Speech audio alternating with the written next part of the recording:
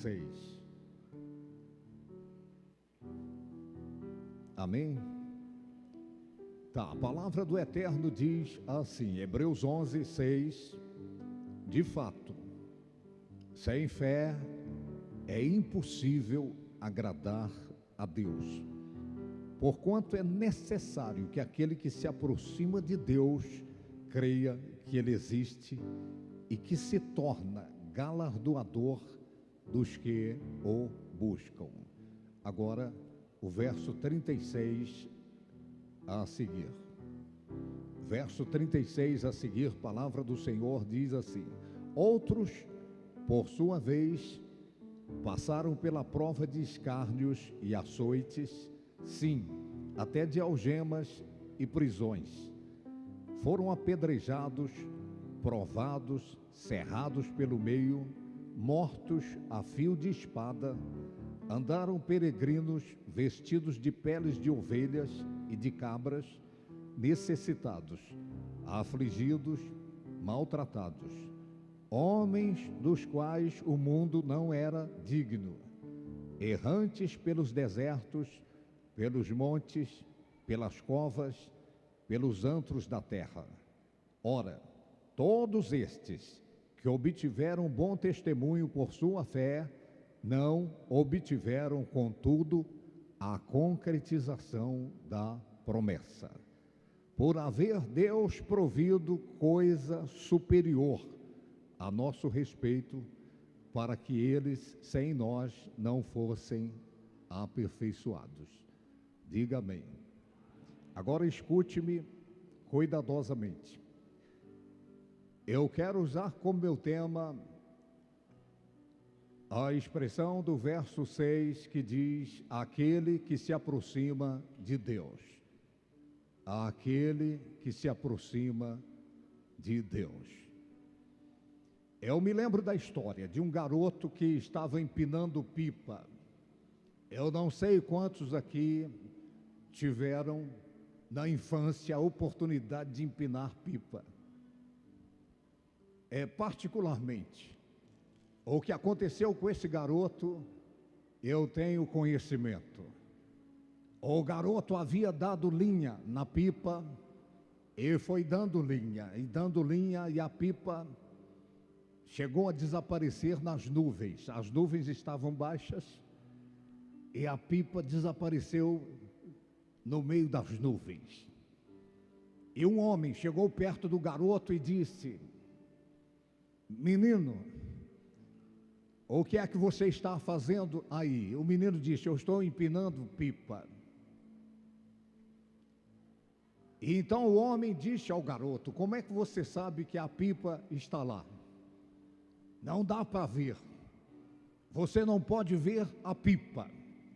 Como é que você sabe que ela está lá?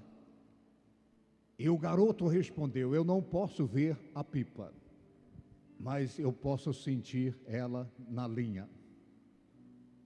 Eu sinto ela aqui na linha. Eu não estou vendo, mas eu sinto na linha.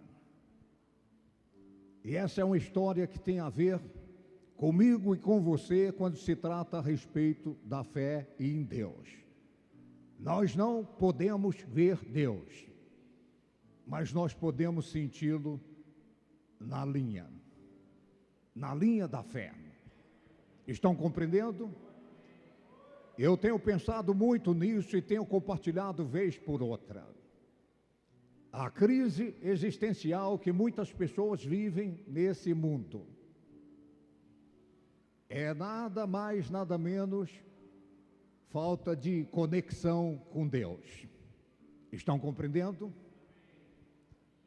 Não são poucas as pessoas que estão pelo mundo afora vivenciando angústias e depressões e desesperos em meio às lutas, às dificuldades, os problemas, e isso só tem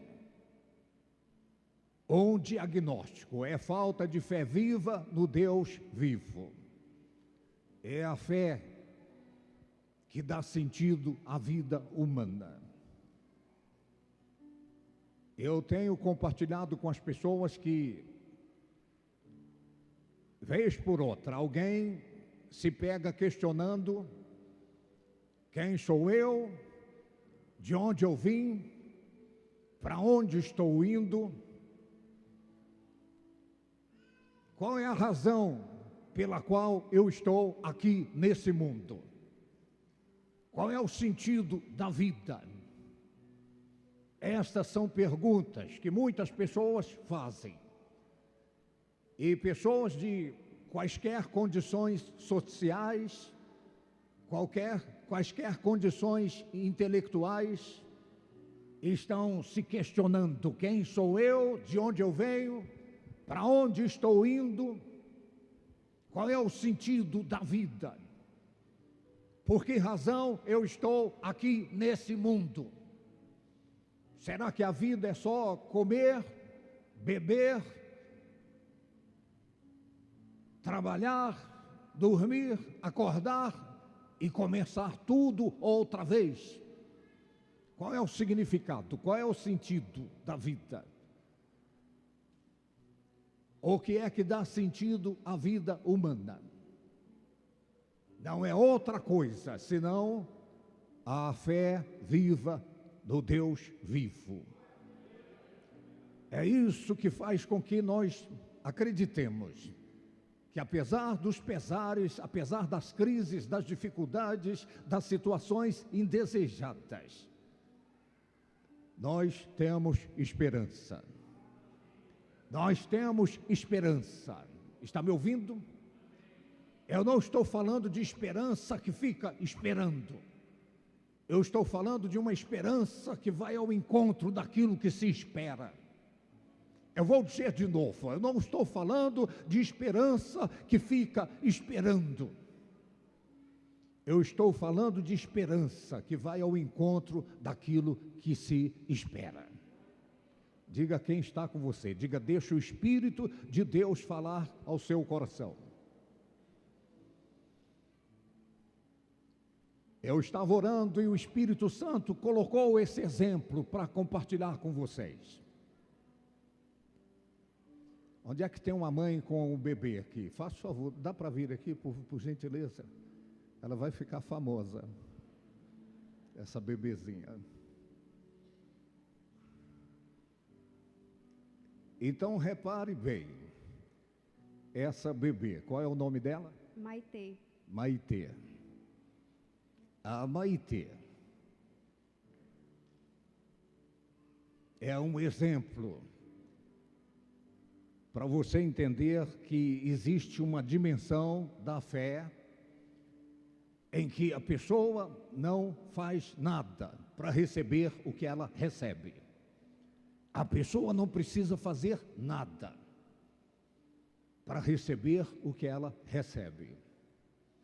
Esta bebê, quando vê a mãe, se ela está com fome, então ela se mexe toda, ela balança os bracinhos e ela vibra, porque ela sabe que a mãe vai dar a ela o alimento. É verdade isso que eu estou falando? Mas ela não precisa fazer nada para que a mãe cuide dela, para que a mãe a proteja, para que a mãe a alimente. Está me ouvindo? Então esse é um ponto que de repente já aconteceu com você, aconteceu comigo, em que eu não precisei fazer nada para que Deus cuidasse de mim. Eu não precisei fazer alguma coisa para que Deus fizesse o que eu precisava que Ele fizesse. E Ele fez, porque eu estava vivendo a dimensão da crença, da fé, como se fosse um bebê. A mãe cuida do bebê, os pais cuidam do bebê, e o bebê não precisa fazer nada para receber o que ele recebe. Todos nós que estamos aqui hoje já vivenciamos isso vez por outra. Você não fez nada para receber o que Deus fez por você, não teve o seu esforço, não teve a sua participação, mas a graça de Deus ela fez com que aquilo acontecesse na sua vida. Está me ouvindo? Obrigado. Dê um aplauso para a Maitê. Agora escute. Onde é que está um adolescente? Vem aqui um adolescente, um menino ou uma menina. Vem aqui o Enzo. Ah, o Enzo é adolescente? É criança ainda, não? É criança, né? Eu quero um adolescente. Rápido, rápido. Onde é que tem adolescente? Cadê os adolescentes dessa igreja? 12, 13 anos. Cadê? Quem tem 13 anos aí, pode vir aqui, vem correndo. 14, 15. Rápido, rápido. Senão vai perder a bênção, hein? Se não vier, vai perder. Ah lá, está vindo. Cadê? Meu Deus do céu. Na minha época, os adolescentes eram de pegada mesmo. Vem aqui. Aí, ó. Adolescente corajosa, está vendo? Filha da pastora Maiana e do pastor Cristiano. Seu nome? Agnes. Agnes vai ficar famosa também na transmissão aqui. Agora repare bem, estão lembrados da Maitê? É uma dimensão da crença que a gente não precisa fazer nada e Deus faz tudo, Deus faz 100%, a gente faz 0%. Estão me ouvindo? Agora, a Agnes, qual a sua idade? 13. 13 anos. Sabe o que acontece com a Agnes? Ela já mudou de nível. A Maitê está num nível e a Agnes está em outro nível. Os pais da Agnes, vez por outra, falam: se você não fizer isso, e isso, e isso, você não vai receber isso, e isso, e isso. É assim ou não é com os adolescentes? Então, o bebê vai crescendo e daqui a pouco ele começa a entrar em crise. Por quê? Porque antes ele não precisava fazer nada, mas conforme vai chegando a idade, aí começa a exigência. De repente, para receber alguma coisa dos pais, para receber aquilo que os pais têm prometido. Então, existem condicionantes. Estão me ouvindo? É a mesma coisa. Tem uma dimensão da crença, uma dimensão da fé. Que de repente, você toma conhecimento das promessas. Deus prometeu.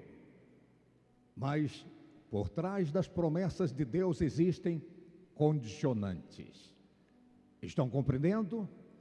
Vez por outra, nós encontramos na Escritura Sagrada Deus dizendo: se você fizer isso, e isso, e isso, então eu vou fazer aquilo e aquilo outro na sua vida. Então, com o adolescente, a adolescente, é assim.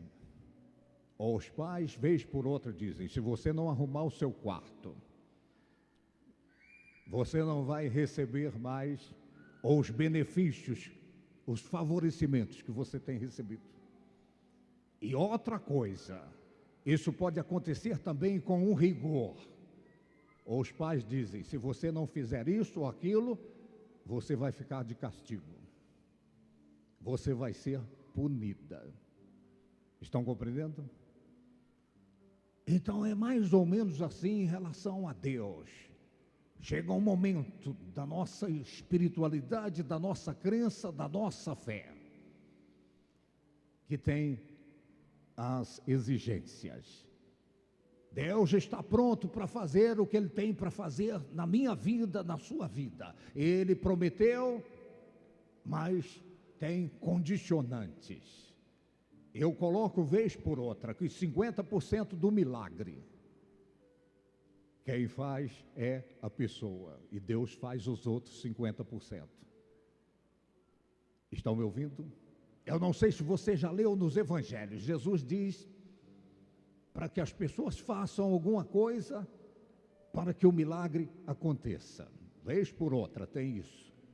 Jesus passa lodo nos olhos do cego e diz: agora você vai e lava no tanque de Siloé. E o cego foi, lavou, fez a parte dele. Então ele foi curado. Deus fez a parte dele. 50% do milagre ele fez, 50% foi Deus que fez. Estão me ouvindo? Jesus disse aos discípulos: lancem a rede do lado direito do barco.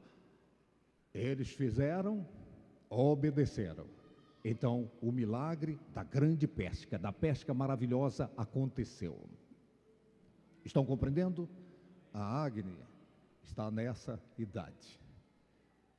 Então, de repente, entra em crise. A adolescência é uma idade de crise. Por quê? Está passando daquela fase em que os pais fazem tudo e a criança não precisa fazer nada.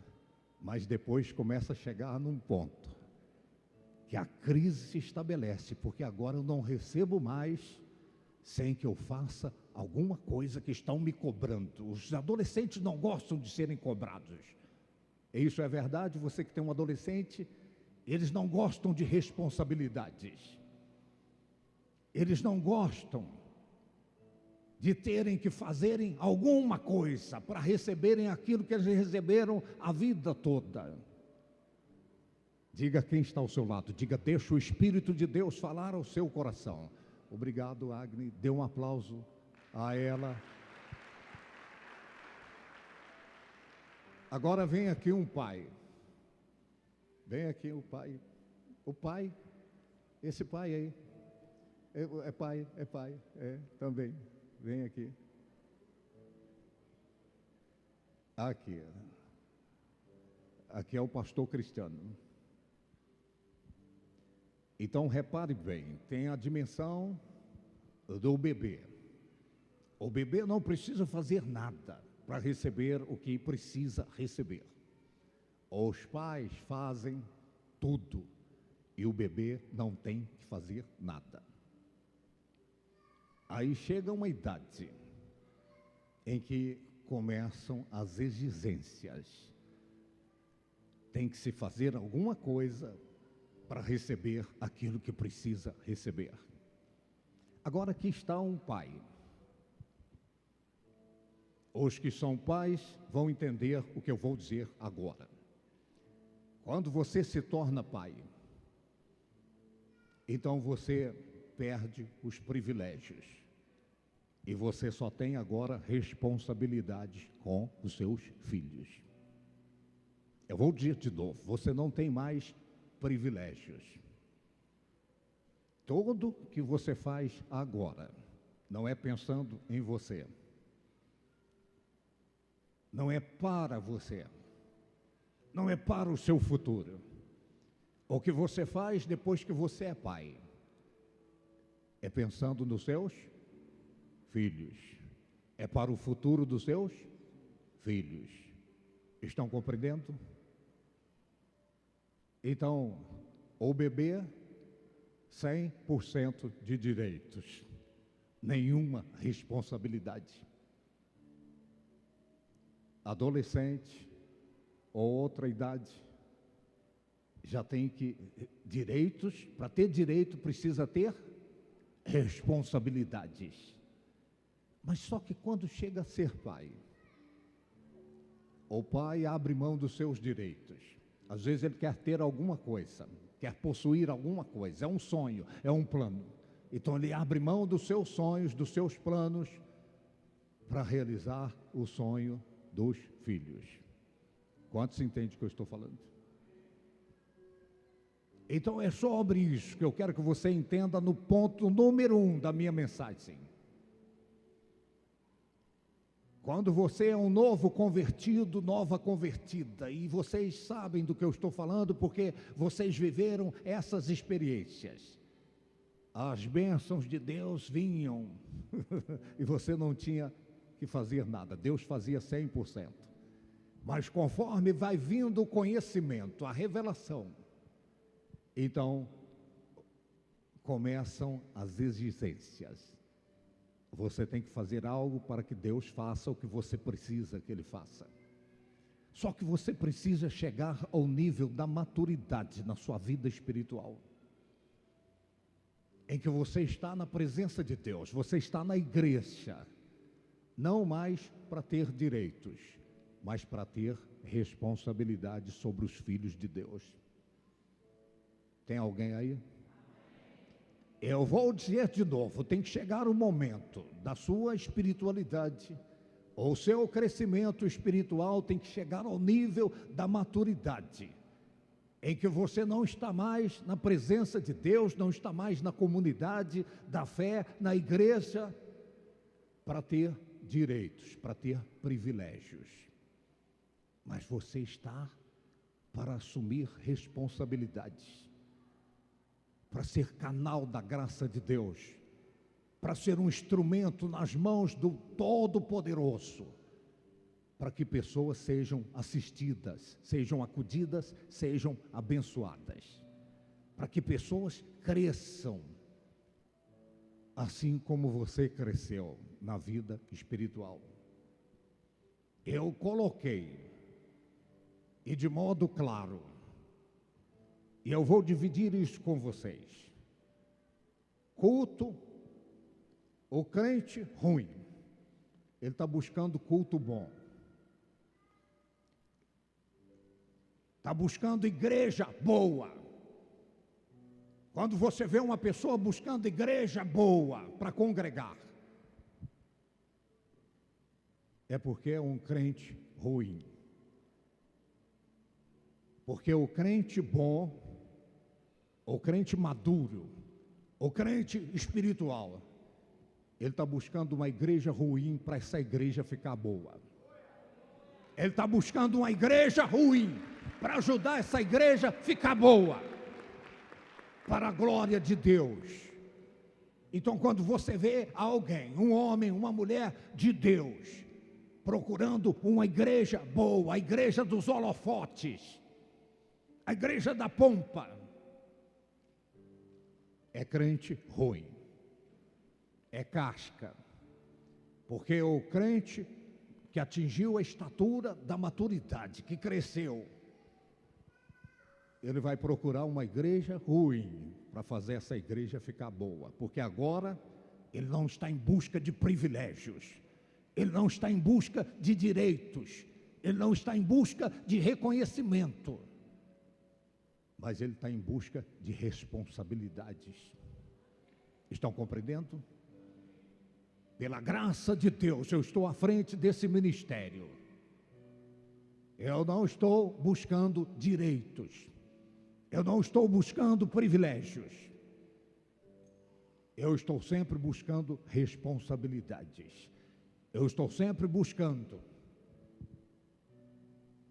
ser canal da graça de Deus para outras pessoas. Estão me ouvindo? Dê um aplauso a Jesus pela vida do pastor Cristiano. Então, isso é um ponto que, lamentavelmente, nós temos assistido todo dia e toda hora. E nós temos conversado com pessoas, e sendo claro, qual é a voz que você ouve na hora de tomar decisões? Qual é a voz que você ouve na hora de fazer escolhas? Eva ouviu a voz do diabo e fez a escolha errada. E nós temos dito a algumas pessoas, vez por outra, você não precisa sair do ministério para ir para uma igreja grande, uma igreja que está grande. Você precisa fazer crescer o lugar que te fez crescer. O segredo da maturidade espiritual não é você ir para um lugar que cresceu, que está maior do que onde você está. O segredo é você fazer crescer o lugar que te fez crescer. Diga quem está ao seu lado, diga: deixa o Espírito de Deus falar ao seu coração. Eu estava pensando nisso, como o Evangelho está deturpado nos dias atuais. Eu estava lendo a carta de Pedro no capítulo 2, entre outras coisas ele diz: muitos virão e farão comércio de vós. Eu fico doente quando, para você ouvir o pregador, você tem que pagar o ingresso. Está me ouvindo? Porque o pregador, ele tem um preço. E o preço é astronômico. Então, o pastor, o líder da igreja tem que cobrar. Se você quiser participar do congresso, é X. É isso que Pedro está dizendo: farão comércio de vós. E sendo que Jesus Cristo disse: de graça recebei e de graça dai. E de graça dai, e de graça dai, de graça recebei e de graça dai.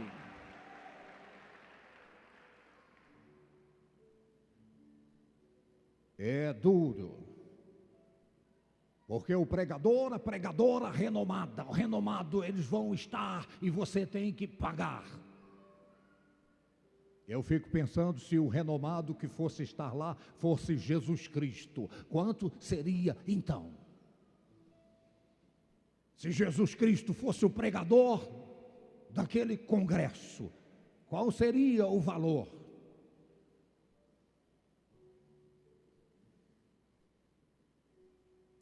É um simples mortal, é uma simples mortal que está lá e mercadejando a palavra de Deus, comercializando. Eu digo vez por outra, as pessoas me ligam, pastores de outros ministérios, de outras cidades: quanto é que você cobra para vir aqui? Eu chego a tremer, eu digo: meu Deus do céu, quem sou eu para cobrar aquilo que eu recebi de graça? E a missão, de graça recebi e de graça eu tenho que passar. Então, tome muito cuidado a voz que você ouve, porque você corre o risco de ser enganado, enganada. Eu vou ser breve no restante da ministração, mas existem alguns estágios da fé. Eu já falei com vocês, a crença, ela tem 3 dimensões. A incredulidade é uma dimensão da crença, a dúvida é outra dimensão da crença, e a fé é a outra dimensão da crença. A incredulidade é uma crença no negativo, estão lembrados? É uma crença abaixo de 0. Você não está crendo na mudança, não está crendo no milagre, não está crendo na cura, não está crendo na possibilidade da prosperidade, então você está crendo no problema. É uma crença no problema, é uma crença na crise, é uma crença na dificuldade, na situação indesejada. A dúvida, eu repito o que falei outro dia, é uma crença no positivo. É uma crença no positivo, mas é uma crença insuficiente para agradar a Deus. Então, algumas pessoas na Bíblia, elas foram incrédulas. Outras pessoas ficaram na dimensão da dúvida. A dimensão que agrada a Deus é o ápice da crença, é a fé. E eu vou mencionar aqui algumas dimensões da fé. Isso é muito importante, você saber dessas dimensões, porque eu não conheço você, eu não sei como está a sua vida, eu não sei das suas lutas, das suas crises, das suas dificuldades. Mas a minha oração é que você ouça a voz de Deus no seu coração. Diga quem está ao seu lado, diga: deixa o Espírito de Deus falar ao teu coração. A primeira dimensão da fé é a fé que te leva a abandonar. Este é o início, este é o jardim da infância da fé. Não tem como uma pessoa agradar a Deus se de fato a fé que essa pessoa professa não a levou a abandonar. Abandonar o quê? Qualquer pessoa,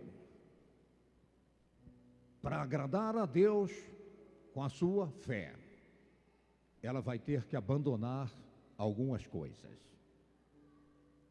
Vai ter que abandonar a vida de pecado, tem que abandonar a mentira, tem que abandonar a imoralidade, a pessoa vai ter que abandonar a idolatria, abandonar a feitiçaria. A fé que agrada a Deus, ela inicia-se com essa dimensão de abandonar. Quando nós lemos a Bíblia, nós vemos pessoas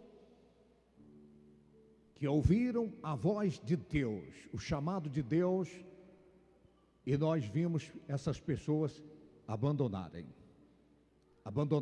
a velha vida, abandonarem aquilo que não agradava a Deus, abandonarem a modalidade de vida bandida, de vida errada. Nenhum homem, nenhuma mulher vai agradar a Deus com a sua fé, se essa fé não levou a pessoa a abandonar a vida errada. Estão me ouvindo? Abandonar o pecado. E essa expressão abandonar é forte. Abandonar significa uma decisão para valer. Significa matar os bois e queimar os carros. Significa não tem volta mais. É uma nova vida com Deus agora. Está compreendendo? O segundo nível da crença é o nível da renúncia. Escute-me, isso é muito importante. Abandonar significa você deixar aquilo que não agrada a Deus. Renunciar não significa você deixar aquilo que não agrada a Deus. De repente, é você renunciar até mesmo a algo que é legal, que é moral, que é lícito, mas que de repente, para viver o plano que Deus tem para a sua vida, você vai ter que renunciar a essas coisas. Deu para entender? Abandonar tem a ver com coisa errada. Renunciar tem a ver com você deixar aquilo que é certo, aquilo que é legal, aquilo que é lícito, aquilo que é moral, aquilo que é honesto, de repente. Então a sua fé, você discerniu o plano, o propósito de Deus para a sua vida, e agora você entende que você precisa renunciar a essas coisas. Ou você pensa que para viver o chamado, a vocação ministerial de Deus para a minha vida, eu não tive que renunciar muitas coisas.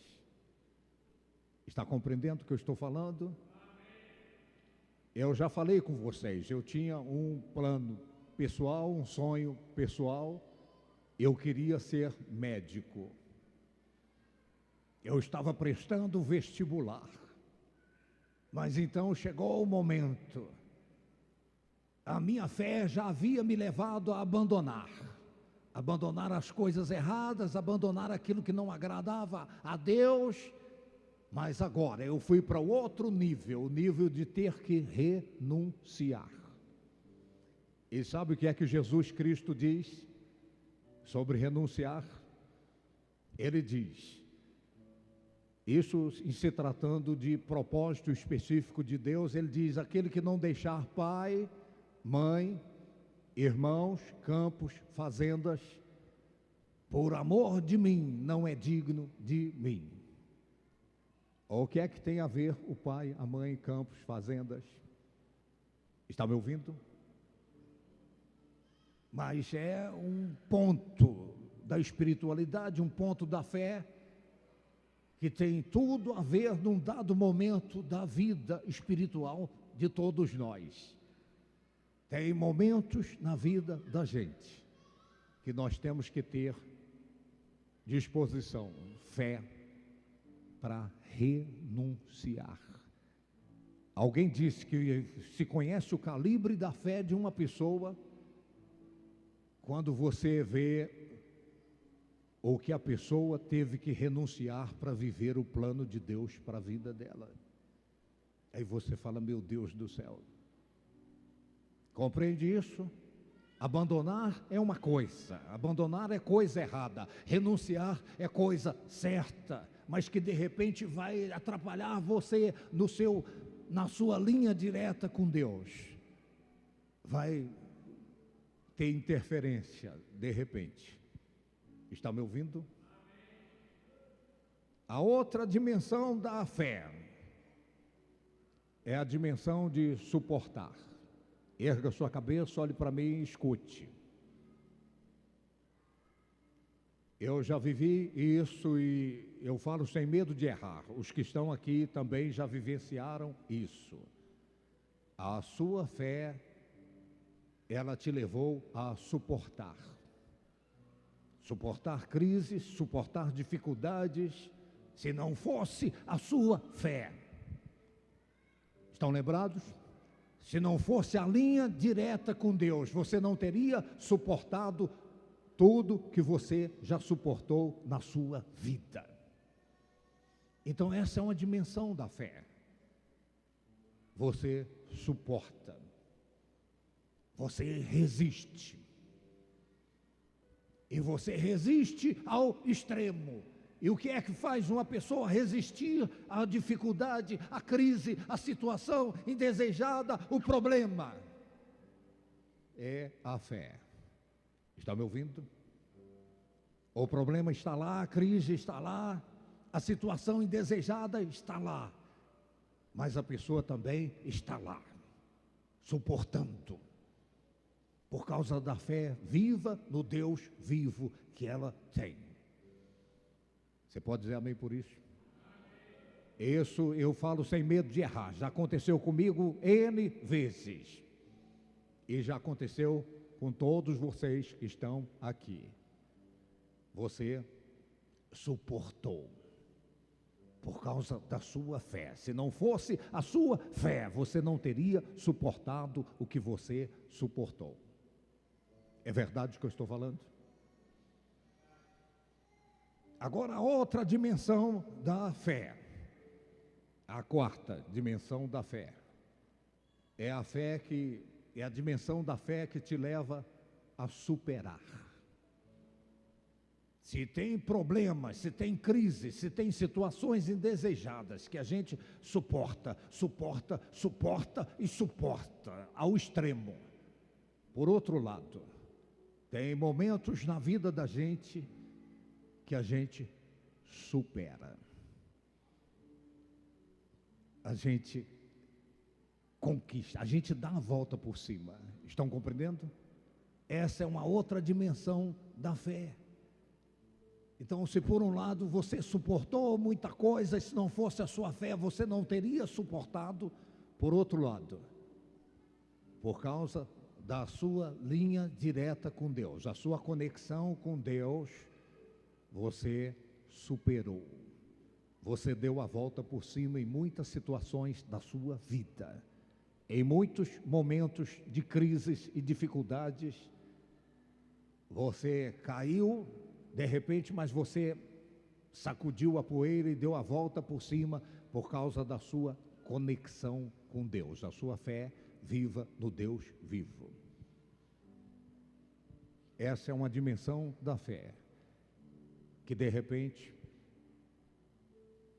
você é testemunha viva disso que eu estou falando. A outra dimensão, a quinta dimensão da fé, e eu estou correndo, é a dimensão da fé que te leva a sacrificar. O que significa isso? Significa que de repente, num dado momento da sua vida, a sua fé, a sua conexão com Deus te leva a sacrificar, a entregar a Deus o que for preciso você entregar. De repente, num dado momento da sua vida, você tem um lampejo, uma revelação, ou um mover do Espírito que te leva para essa dimensão da fé, assim como aconteceu com Abraão. Abraão, ele foi movido pelo próprio Deus para oferecer o seu filho, o seu único filho, Isaque. Havia em Abraão essa dimensão da crença, da fé, a disposição para sacrificar o que fosse preciso. Ana era estéril, ela buscou em Deus um filho, ela teve Samuel e ela fez o voto com Deus. Ela entregou Samuel, ela fez um sacrifício, uma mãe entregar o filho para ficar aos cuidados do sacerdote. Então essa é uma dimensão da fé que de repente algumas pessoas vivem em certos momentos de suas vidas, são movidas por Deus para entregarem ou um sacrifício, um investimento. É o que acontecia na igreja em Atos dos Apóstolos. A Bíblia Sagrada diz em Atos 2 que na igreja de Atos, pessoas vendiam as suas propriedades e traziam o dinheiro e colocavam nos pés dos apóstolos, sacrifícios. Abriam mão de tudo que fosse preciso para entregarem para o custeio do reino de Deus, da obra de Deus. A outra dimensão da crença é a dimensão que você entende quando Deus tira algo de você. Sacrificar é quando você voluntariamente entrega. Mas tem momentos que Deus remove coisas da vida de pessoas.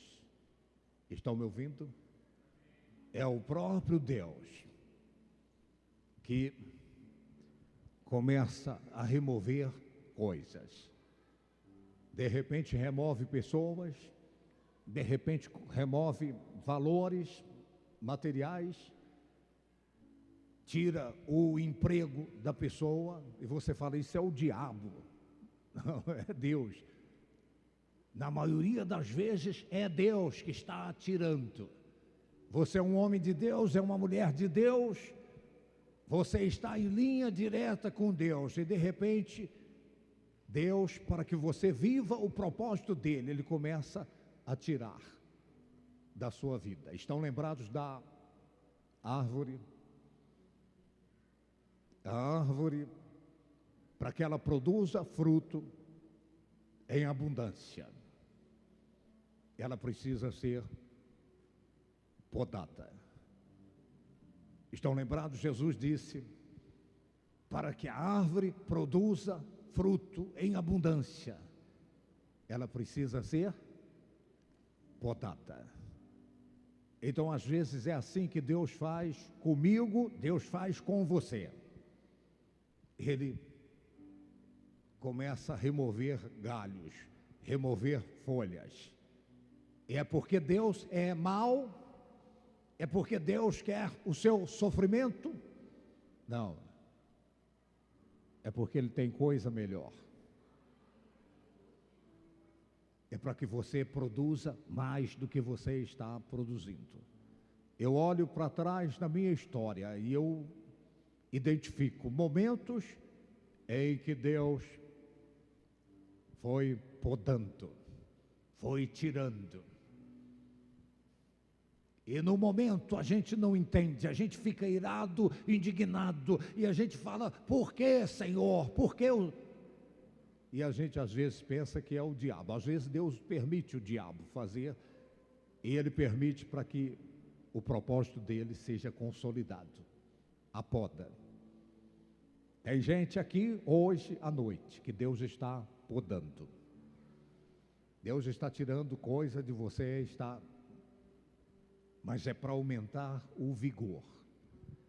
Você precisa continuar em linha direta com Deus. Vire para a pessoa que está ao seu lado e faça isso aqui, ó. Diga, você tem que continuar em linha direta com Deus.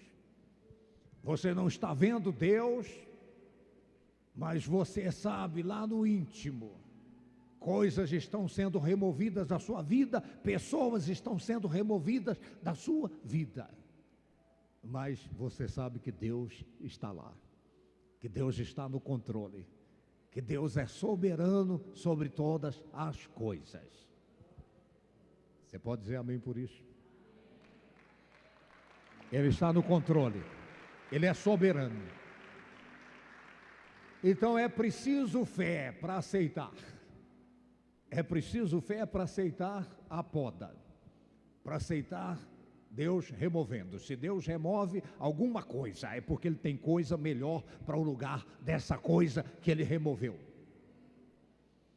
Não tem nada que Deus venha remover da sua vida que Ele não tenha algo melhor. Então vamos correr. A outra dimensão da fé está na parte final, e eu quero que você coloque novamente a parte final, do verso 36 a seguir, por favor. Reparem. O verso 36 a seguir. Eu estava orando e eu rolei no chão com Deus. Eu falei, meu Deus, como é que pode?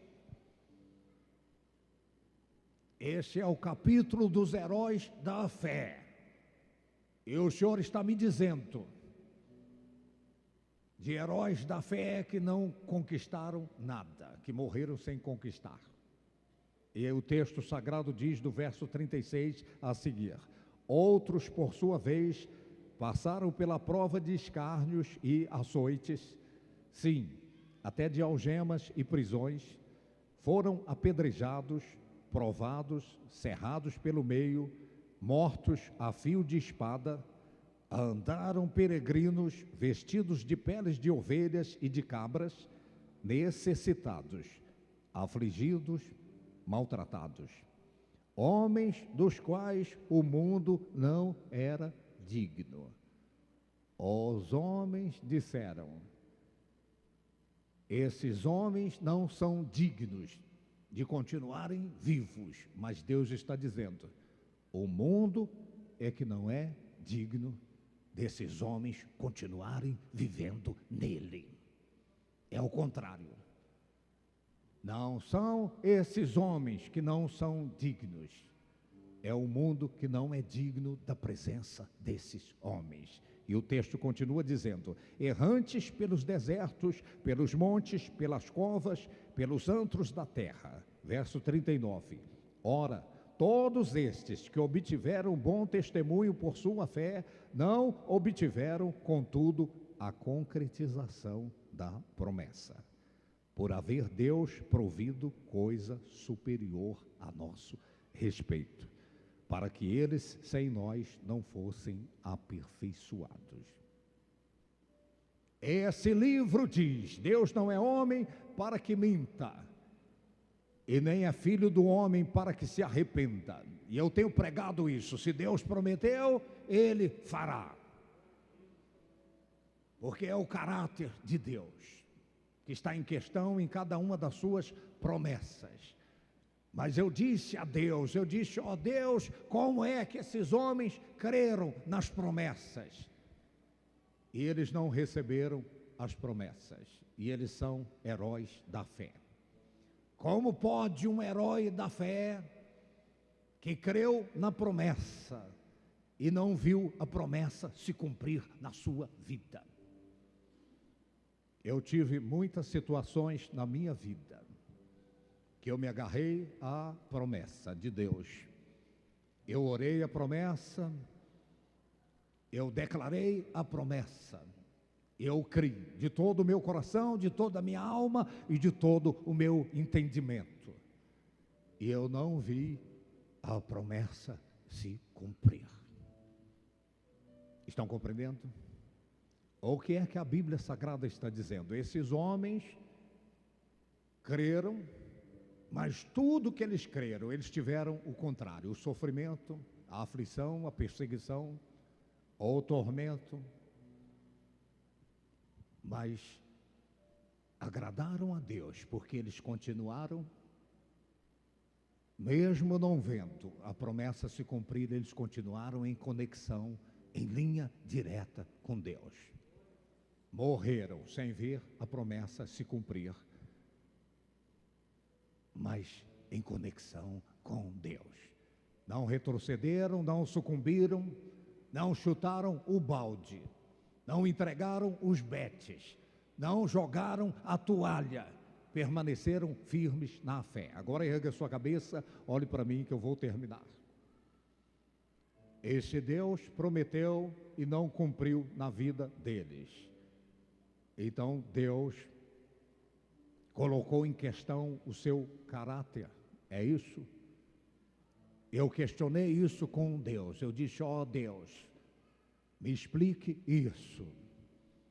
Porque Deus prometeu, eles creram e não receberam o cumprimento da promessa. E eles estão arrolados no capítulo dos heróis da fé. Sabe o que Deus me disse? Deus me deu um exemplo. Deus me disse: imagine que você prometa para sua filha: eu vou te dar uma bicicleta. E ela acredita na sua promessa e não recebe a bicicleta. E por que ela não recebe a bicicleta? Deus me disse: porque no lugar da bicicleta você vai dar um carro a ela. Você não cumpriu a promessa porque você tinha uma coisa melhor para dar para ela.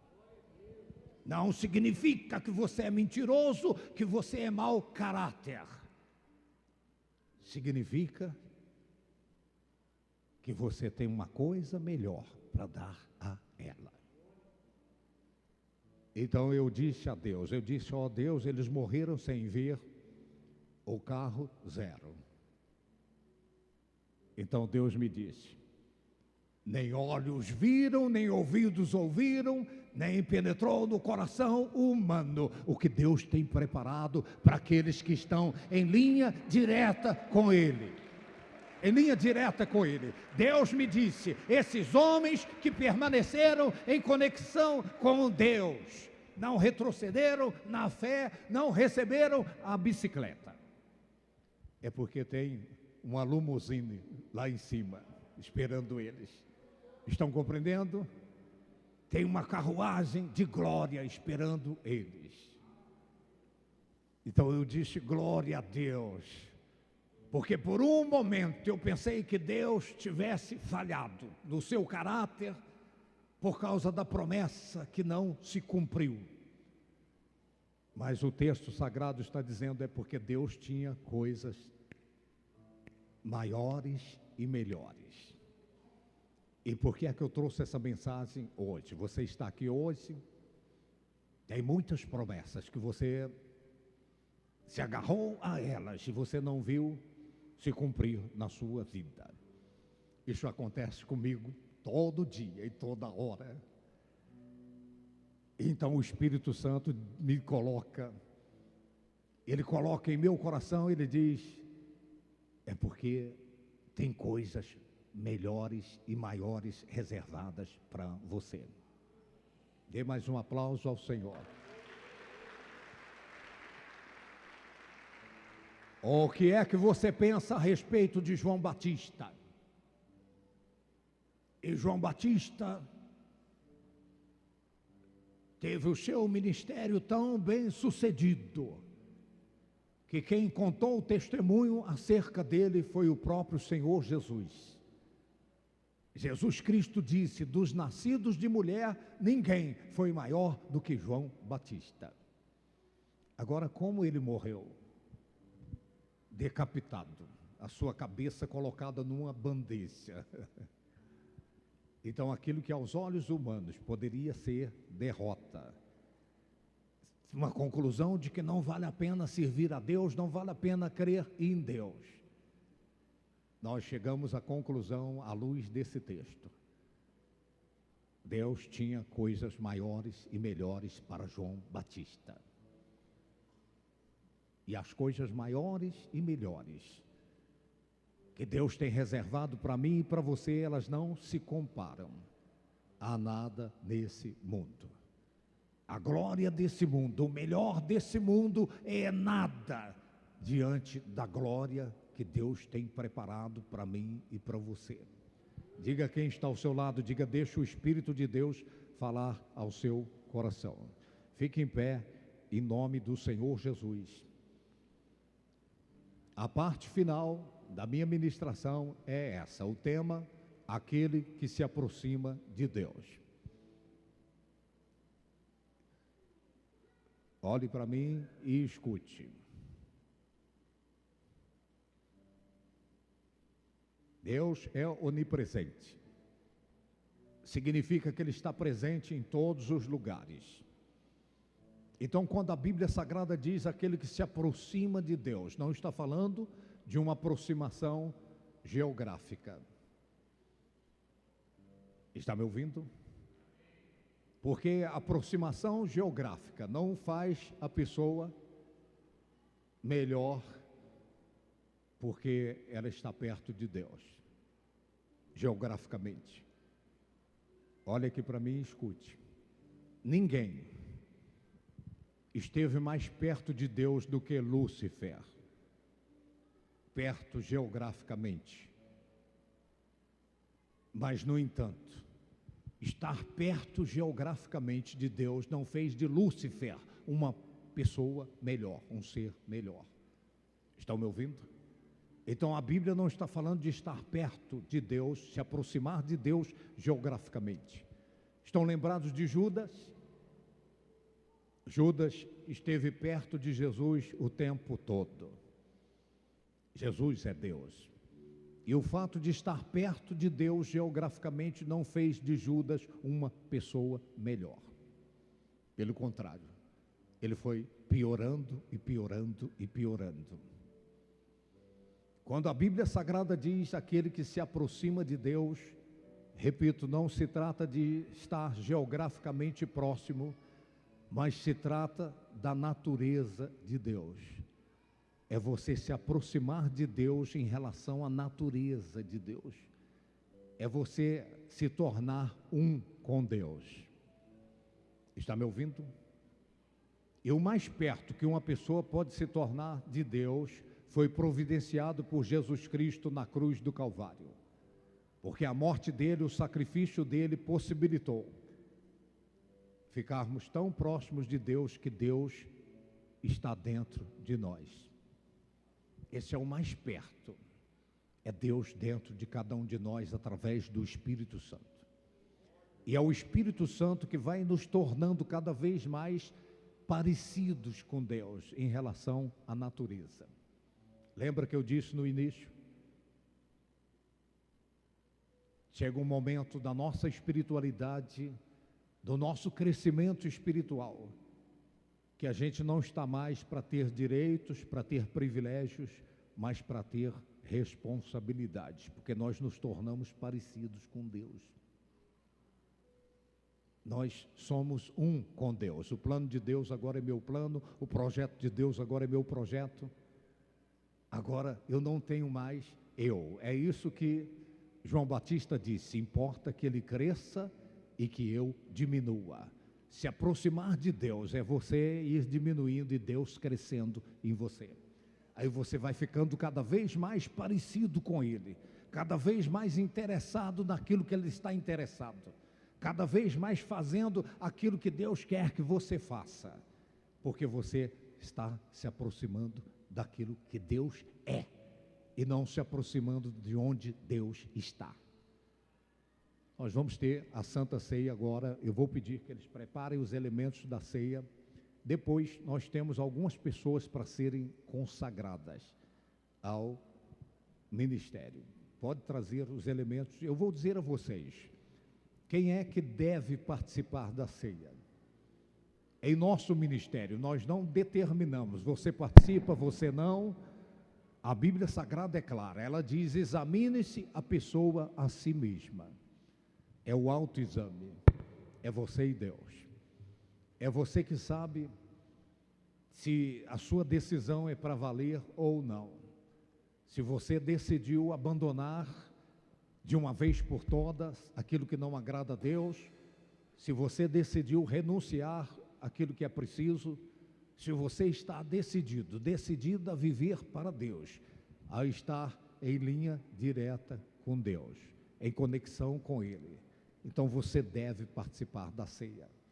A Santa Ceia fortalece a espiritualidade, fortalece a nossa conexão com Deus.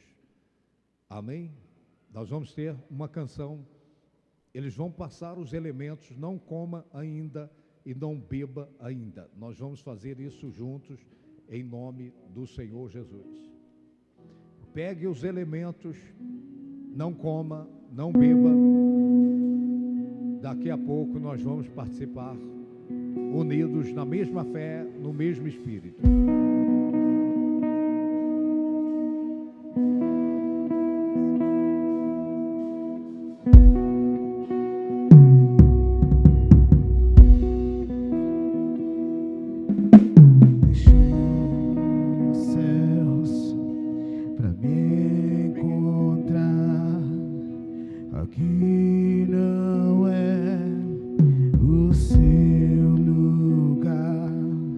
O amor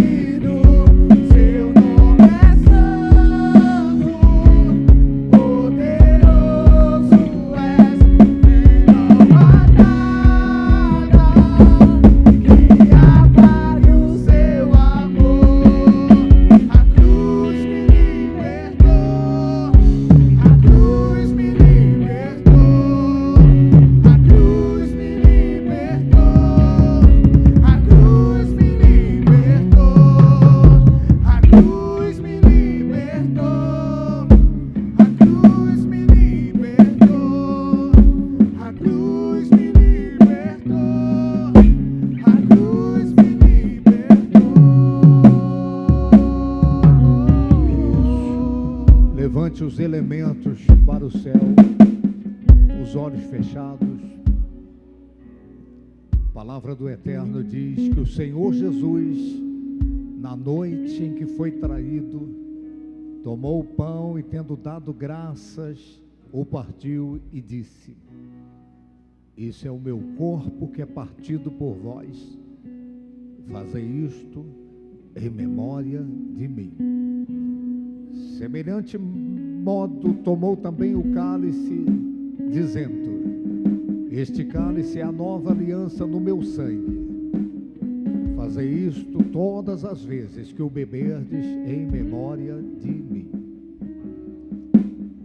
Se lembre agora, não somente do que aconteceu com Jesus Cristo em seu favor, o preço que Ele pagou para te resgatar, para nos resgatar da nossa vã maneira de viver.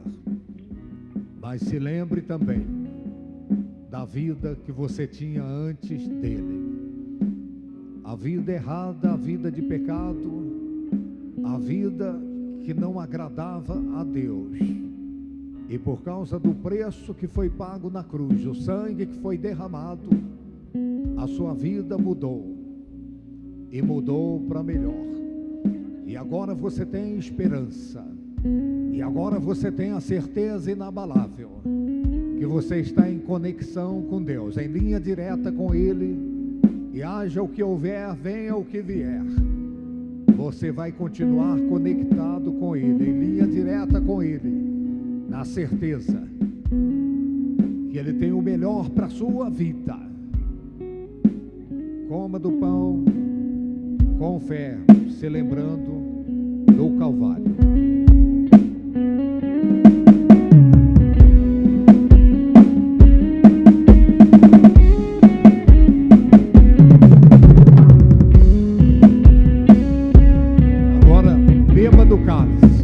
Beba do cálice que representa o sangue de Jesus Cristo.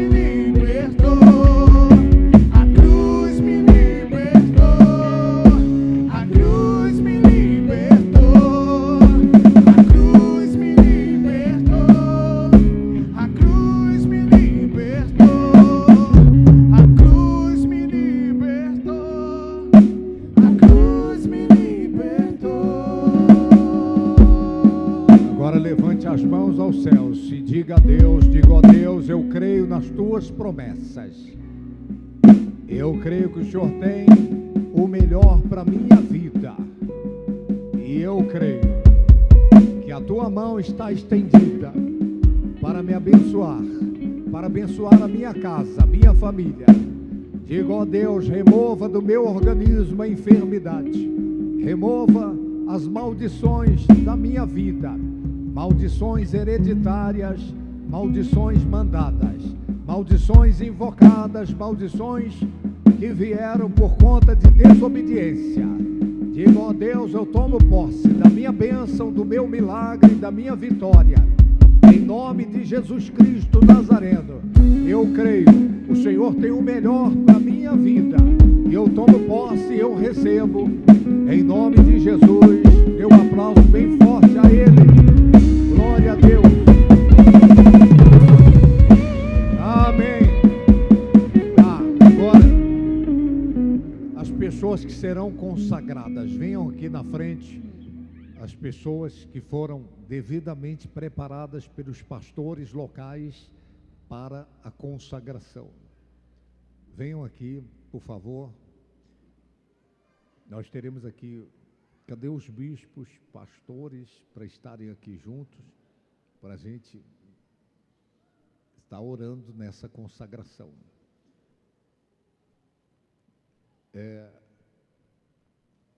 O azeite.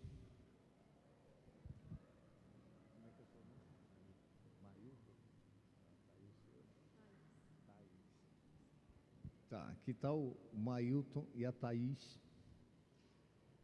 que estão auxiliando a pastora Dora, lá na igreja da Santa Luzia de Baixo, né?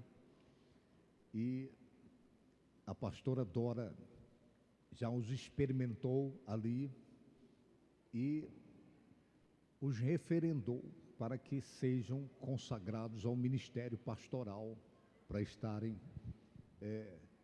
auxiliando ela, não para terem privilégios, não para terem direitos, mas para aumentar a responsabilidade, porque é assim, conforme o nível da consagração, a pessoa vai aumentando também as responsabilidades. Então, que o Eterno libere graça especial sobre cada um de vocês que estão obreiros, missionários. Podem ajoelhar, se for possível, tá? E eu vou estar orando e vou estar fazendo a unção com óleo. A igreja, estenda as mãos para cá, por favor. Pai eterno, aqui estão os teus filhos, as tuas filhas, ó Deus. Pessoas que foram devidamente, ó Deus, recomendadas, referendadas pelas suas lideranças para esta consagração, ó Pai. Ó Deus, coloca a tua mão com a minha, em especial sobre esse casal, ó Deus, que veio para a consagração pastoral. Que eles estejam cientes, conscientes, de que inseridos nessa visão ministerial, eles devem submissão, ó Deus, à liderança do ministério. Pai, aparelha-os, capacita-os, dê a eles condições para serem frutíferos nessa nova etapa do chamado da vocação ministerial. Ó Deus, aqui estão essas pessoas, para as consagrações específicas, determinadas pelos seus pastores, os seus líderes, e nós fazemos a unção com óleo e profetizamos, ó Deus, uma graça especial, uma unção nova, ó Deus, um renovo. Capacita-os, ó Senhor, aparelha-os, dê a eles a unção necessária, a condição para frutificarem ainda mais no chamado, na vocação ministerial. Ó Deus, anula o poder do diabo, o poder das trevas, a retaliação que porventura vier contra eles, e que eles permaneçam em linha direta com o Senhor, sabendo que no Senhor o nosso trabalho não é vão, a nossa obra tem recompensa. Nós oramos, ó Deus, pedimos, declaramos que seja assim, em nome do Senhor Jesus, e os que creem digam amém. Dê um aplauso bem forte ao Senhor. Glória a Deus. Amém. Um milhão de bênçãos.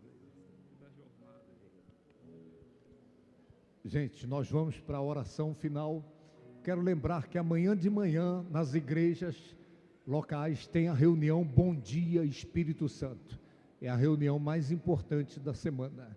É a reunião que você não vai para buscar bênçãos, você vai para buscar o abençoador. Você vai para se encher de Deus. Amém, gente? Então é muito importante você participar dessa reunião Bom Dia Espírito Santo. E amanhã à noite, 19h, em todas as igrejas, a reunião da Sagrada Família. Fiquem em pé, a Bispa Thaís vai nos abençoar na volta para casa, agora no final dessa ministração. Amém. Todos de pé. Pai querido, nós te louvamos por essa noite, a tua presença é real aqui, é real em nós. E nós queremos retornar para os nossos lares na certeza de que o Senhor permanece conosco. Porque o lugar mais próximo que podemos estar do Senhor é tendo o Senhor em nós. É quando o Senhor nos tem por completo. E que essa obra continue sendo feita dia após dia no nosso ser, na nossa vida. Te damos graças por essa visão ministerial, pela vida dos nossos líderes. Nós os abençoamos, eles são bênção nas nossas vidas.